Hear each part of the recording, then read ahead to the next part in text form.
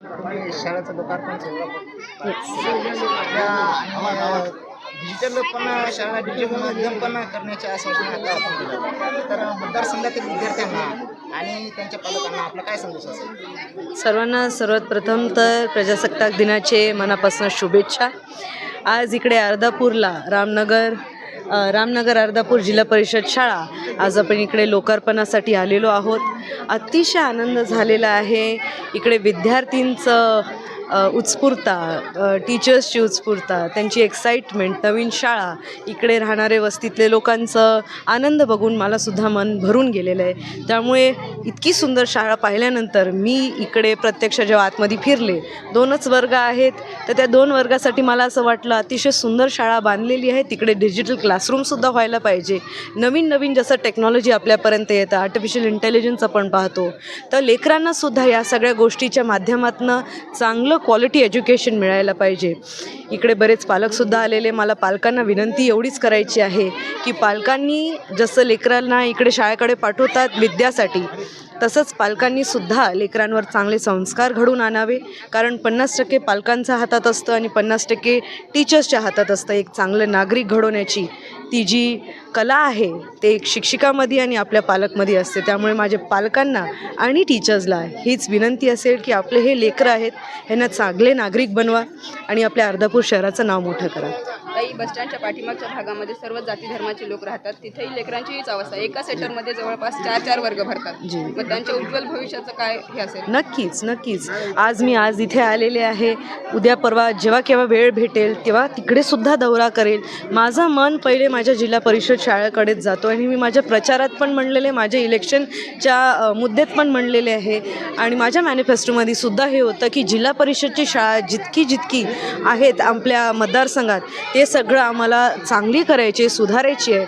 मला कधी आनंदसुद्धा होतो जेव्हा मी गावाकडे जाते आणि भेट देते. भोकरच्या एका आदिवासी गावात जिल्हा परिषद शाळेला मी जेव्हा तिकडे भेट दिलेली तेव्हा तिकडचे लेकरं जॅपनीजसुद्धा बोलत होते आणि हे टीचर्सचं कमाल वाटतं मला की ते इतकी मेहनत घेतात लेकरांवर, त्यांना चांगलं घडवण्यासाठी, त्यांचं भविष्य उज्ज्वल करण्यासाठी. त्यामुळे जेवढं शिक्षकांचं योगदान असतं तेवढंच पालकांचंसुद्धा असतं आणि त्यात थोडंफार वाटं जर असेल तर आमचंसुद्धा असेल. तर नक्कीच शिक्षणावर माझं लक्ष केंद्रित करेल. सर मॅडम, एक शेवटचा क्वेश्चन आहे.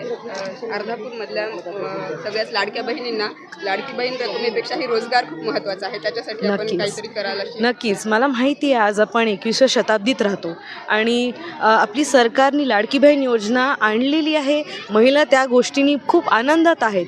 पण मला असं वाटतं ह्या जनरेशनमध्ये महिला इतके तज्ज्ञ आहे, स्ट्रॉंग आहे, त्यांना स्वतःच्या पायावर उभं राहण्याची क्षमता.